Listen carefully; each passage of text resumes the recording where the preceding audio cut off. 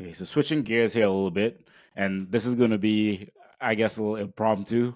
I was asking Marissa if she could help walk me through because I guess to people that are listening or watching or whatever, you may have realized my Instagram page has like I feel like the effort that I've been able to put out on it for the last maybe 9 months has really decreased. I don't know, maybe it is like burnout, but like feelings of overwhelm were happening, and maybe this is burnout, just not like I just didn't maybe label it that at that point in time. Feelings of overwhelm, having to deal with a breakup, and just all of those things, as well as other commitments and like my 9 to 5 work commitments, I feel like kind of ramping up as well. All these things kind of like came into play into the point where I guess I kind of just said, hey, let me just stop Instagram or like stop it to the extent that I used to. And even to this day, I have like a challenge of being as active and as engaged on Instagram that I have in the past. So I kind of wanted to raise that up to you and see if there are things that I should think about, or yeah, tools or things that you would recommend to me. Okay, let me ask you this. Would you be comfortable with me coaching you? Yeah, absolutely. Okay. So I think for those of you who are listening, you can think about, and I do this when I do public coaching calls where I'm coaching one person and people are watching. We do this a lot. The questions I'm asking and the information we're talking about, just think about for you as listeners, how does this apply to me? You might not have the same challenge, but I promise you, what comes up, you can find a place in your life where it applies to you. So you mentioned you were feeling overwhelmed. Currently, with not engaging as much on Instagram, is it still overwhelm that is the biggest emotion that comes up, or is it something else? I feel like Instagram always gave me some sort of anxiety. And I think this stems back from like the pandemic. And when the pandemic happened, I felt like Instagram and being on Instagram gave me anxiety. What allowed me to be on Instagram during like the pandemic to now was the public health millennial, and was like sharing information. Like that made it worth it and not so anxiety inducing. But like personal Instagram, that's something that I've like more recently gotten less anxiety around generally. And it's funny to say as someone that's like on Instagram, but this is like my actual experience. Okay, so what was it about the public health millennial that made it feel worth it, where maybe you overcame your anxiety? Like, what drove that?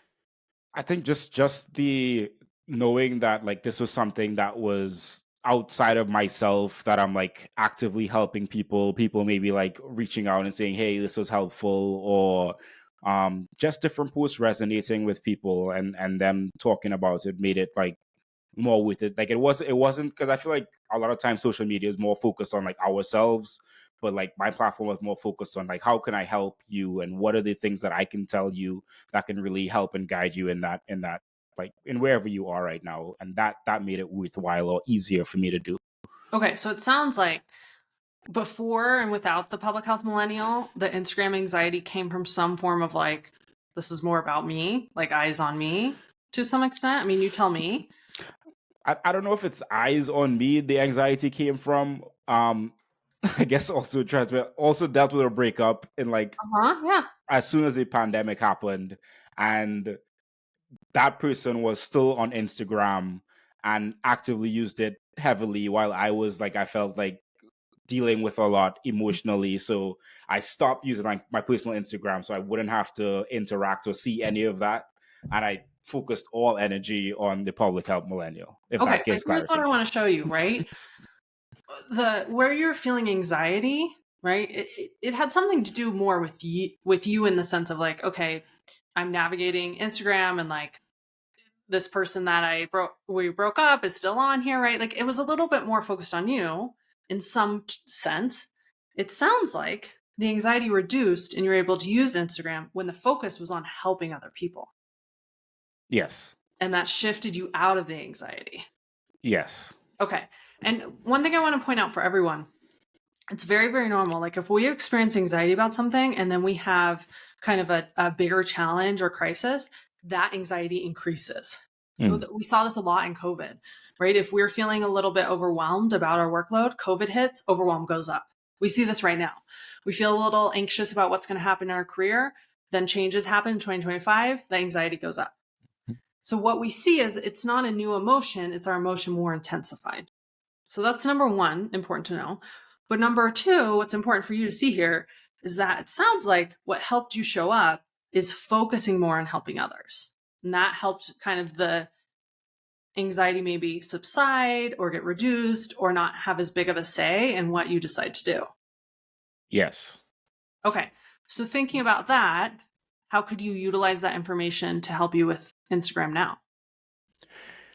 I guess just continue to have that outward focus, and maybe like one thing that was very helpful for me in the beginning stages of like having Instagram was having days that I posted certain things, and then like to that point just not really being focused on me per se, but like what can I share, what can I help someone with this week or this day, and really having a schedule that kind of helped me plan that out. And I don't do much of that anymore. As well as I feel like just the growth of the public health millennial, there have been other things that kind of take up more time and space. So I've had less brain energy to be able to like devote specifically to Instagram. Okay, let me ask you this. Have you had less brain energy to devote to thinking? Because you said this question, how can I help? How much are you asking that question of yourself now? How much are you answering that question now? I, I feel like I don't do it as much as I used to. I feel like maybe I even procrastinate on stuff, or like I would like have thoughts around something, or like say, oh, this is a great hook for a post that I could write about, and then I might write it down somewhere, but I never move further than that. Like I would prefer right now, if I was to do something like that, I would prefer to just write it out on LinkedIn and post it on LinkedIn, and then I would just kind of like forget about it on Instagram. Okay, but here's what I want to point out what's coming up. And I think this is so helpful, right? What you're telling me is in the past, what helped you was thinking more about how you can help others and then having dedicated time to help others. And that right now, whether it's logistical reasons or energy reasons, you don't have that capacity to think about that question, answer that question, act on that question. And that seems to be the missing piece here for you.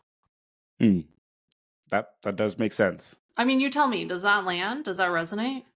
Yeah, I think it definitely does, and maybe even in like procrastinating and not sharing things, it's created like this kind of like loop in my head where I maybe I don't know. I don't share something, so I don't feel like it's valuable, and maybe I just need to like put things out there more, more so than like how I used to do in the past. I feel Okay. like maybe the mental barriers as well.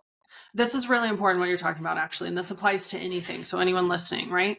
When you tell me if this is off, but my guess is when you think back to when you were spending more time thinking about, like, what can I do to help? You had ideas coming up a lot more often. That's my guess. Okay. Absolutely. I see you nodding your head. Yeah. Right. Because what's happening is you're directing your brain where to think, right? And our brains are like hunting dogs. It goes after what we tell it to. And when it brings it back, it's so excited, it wants to do it again. So when you're thinking and directing your brain to think more, how can I help people? And you're finding answers, your brain naturally starts continuing to think about that even unprompted. Hmm. However, the opposite is true too. So if we're not directing our brain thinking about how to help people, then our brain goes the opposite direction. This is not helpful. I'm not doing a good enough job. This wouldn't help people. This is lame. No one's going to like this. I'm not saying you have those thoughts, but Sometimes, okay. yes. But so this is part of why it is important to be intentional about how we're directing our brain, Hmm. right? When we understand how our brain works, our brain, if we don't direct it, it just goes and does whatever, it wants to do. But when we're directing it to where do I want to focus, whether it's my focus is how to help people, my focus is to think about how to help my team, my focus is to think about how I can advocate for changes, and you're directing your brain there, then not only do you go there more often, but your brain starts going there without you prompting it. Versus if you're not doing that, your brain is just like, a hound dog without a guide, just like running around in circles chasing its tail, basically. What That comes up for you as I describe that? What comes back to me, I think, is because as you're saying, like public health or like just everything back, like let's take it back maybe like 2 years ago when I maybe like more feeling everything optimized in like Instagram and whatnot. Like anything that I listen to, watch, talk about, like maybe ideas will come and I'll write things down and I'll like create posts about it. And that happens a lot less frequently now. And maybe like to that point it is I'm not thinking about how can this piece of information be used plus my lived experience to kind of share something that can be valuable to someone in public health or someone that's like in a health related type field. And I'm doing that less now, I would say. Yes. So where I'd recommend starting is going back to that question, how can I help? Hmm. And this is really important. It's not like asking that right away. Your brain's going to go back to that place where it's constantly thinking of ideas and constantly being motivated and constantly being excited. However, it's the first step down that path. And the more you ask yourself that question, and at first it's going to take more intentional thinking. It won't be as automatic as it used to be. It might take journaling about it. It might take scheduling time to brainstorm about it. The more you do that, though, the more you will get back to that place where it is kind of you just have ideas coming left and right and you're motivated to share them and excited to share them. But you almost have to like retrain your brain to live in that space. And that's the same for anyone listening. Essentially, where you focus your mind, the more you focus there, the more your brain's going to stay there. But if you haven't been in that place for a while, you got to like start by just practicing getting it to that place, asking the question, sitting down, thinking about it. The more you do that, the more your brain will start to live in that space. That makes a lot of sense, and like I'm thinking about it maybe like in a cycle. Because starting off like posting about public health stuff, you don't really have that brain taking information, share. But then as you get more experience, you're like, oh, like this what they said in this podcast kind of relates to this, or like this sparked that this like hook for me to write a post about. And like now it's kind of like maybe in that lull part where it's like down again. And to your point, maybe just time or experiences and whatnot have come in and changed that dynamic, and I just have to be more intentional, maybe set aside time, and as you're saying, journal to be like intentional and specific on like maybe things, journaling specifically on, okay, I've read these amount of articles or listened to these podcasts, how does this relate to public health, how does this relate to helping and supporting people. So maybe just setting aside that time for myself could be a good way to get started on and breaking that cycle for